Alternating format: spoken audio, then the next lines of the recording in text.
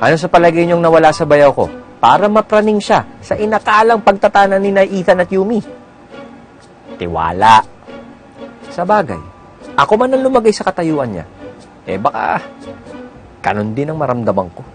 Lalo't habang tumatagal, lalo pang tumitindi ang pagmamatamisan ng dalawang to.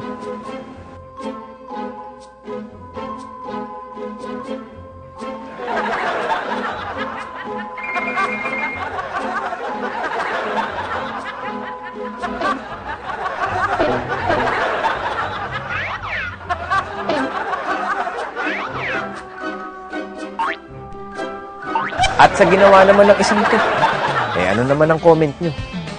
Tama bang umalis siya sa amin? Para lang lumipat sa kapitbahay? Well, sabi niya, career move daw yun.